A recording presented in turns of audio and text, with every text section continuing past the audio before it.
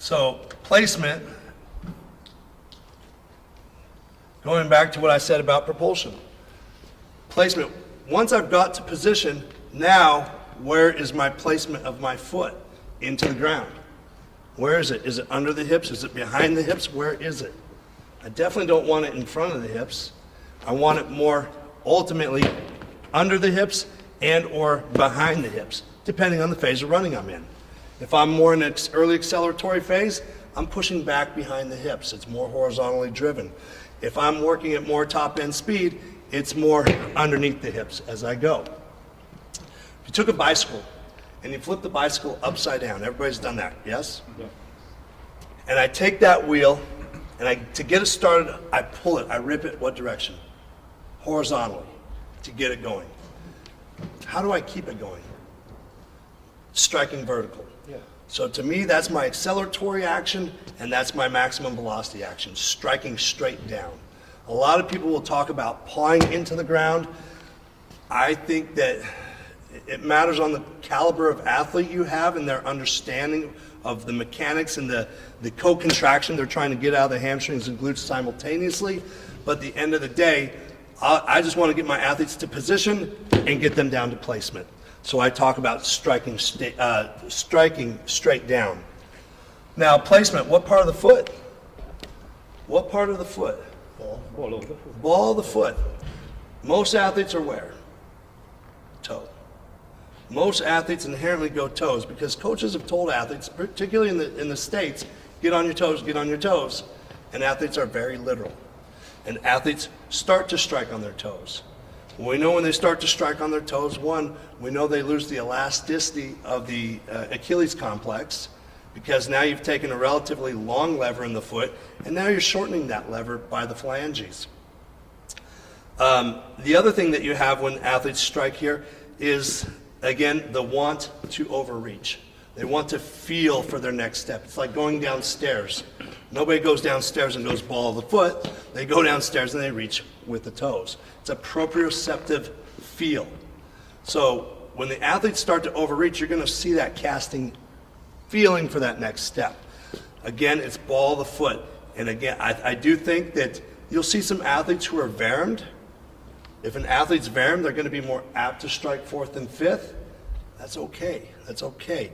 But at least try to get them into more of a midfoot strike, in my opinion, or midfoot to forefoot. Now, when you say ball of the foot, a lot of athletes still confuse this as ball of the foot because they can feel the ball of the foot hitting the ground, but it's got to be here where we're loaded.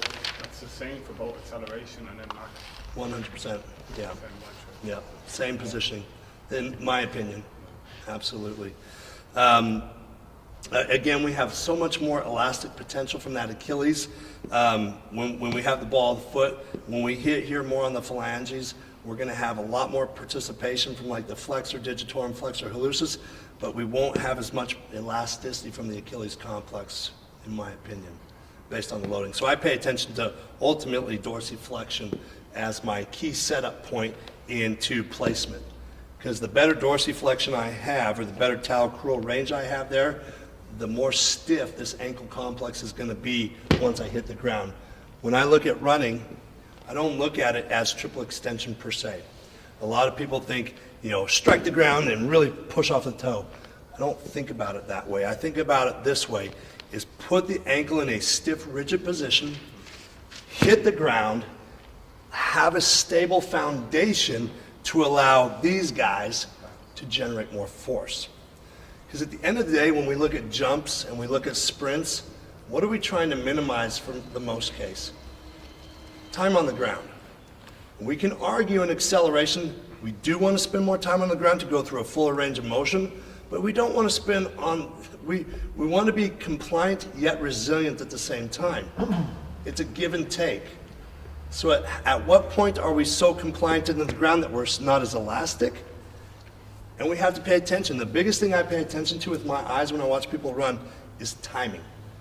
The timing at which when something just doesn't look as natural, that looks like they're spending more time on the ground than they should be.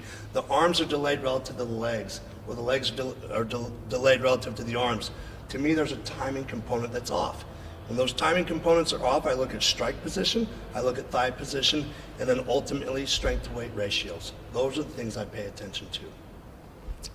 And again, how they strike in the ground. If they hit more ball of the foot, from my experience, they've got more of a stable foundation when they hit the ground, and they're more elastic coming off. They have a more stable foundation to provide power into the ground.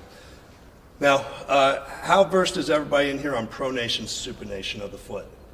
Because I think that's something we should talk about before we get into this. Yeah, kinda. Yeah. So what happens? So we have two different kinds of pronation, supination. Okay. We have open chain and we have closed chain. Open chain, closed chain pronation. They're almost opposite of each other in a weird way. So pronation.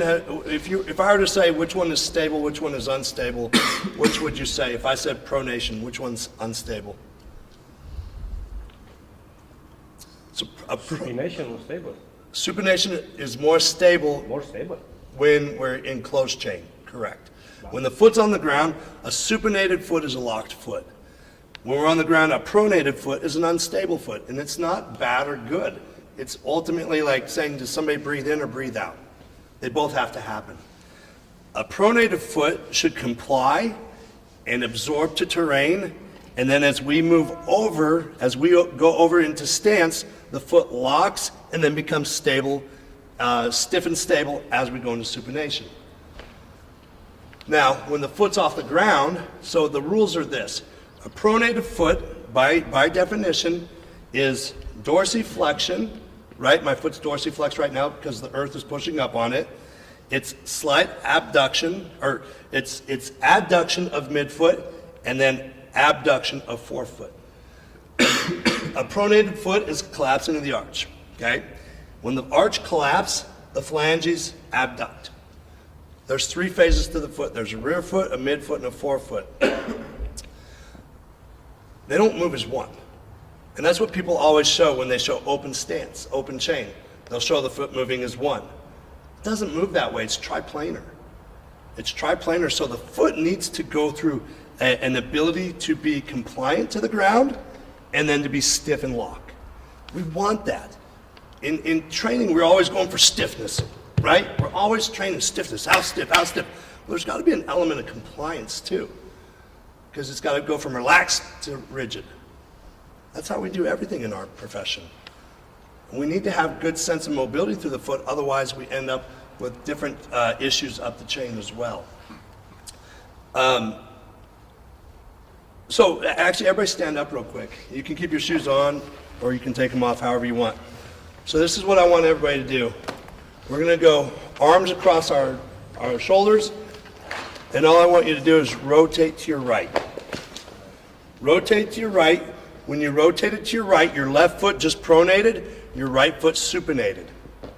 You feel the difference where that left foot just, that navicular's pushing into the track, and that right foot, now you're creating that arch. Now go back the other way.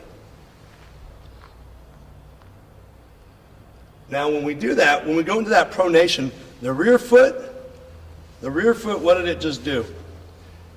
It everted on the left foot. If this is my calcaneus, it just everted. That means my navicular just pronated to the floor. That shows you right there that there's triplanar movement in that foot. And the reason why that's important is because, what did I say we want to try to minimize when we hit the ground and jumping and sprinting? The time. Yeah, amortization, right? We want to minimize amortization. The more compliant or the more mobile of a foot I have, plus a more stable foot, the less time I'll spend on the ground.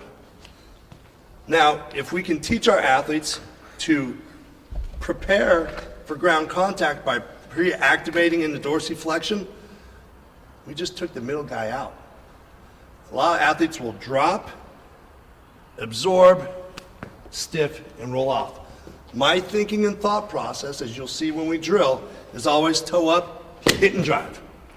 So I'm trying to minimize amortization by setting up the foot into a locked foot. So the reason why I bring this whole thing up, because pronation on the ground is an unlocked foot. Pronation off the ground, it's a locked foot. Supination, that's an unstable foot off the ground. has everything to do with what's being pushed into. So people get confused on pronation, supination being a stable versus unstable, has everything to do with context of where the foot is. So a pronated foot on the ground is unstable, and then we get stiff and we go into supination. A supinated foot off the ground, that's an unstable foot, but a pronated foot off the ground, that is a very stable foot.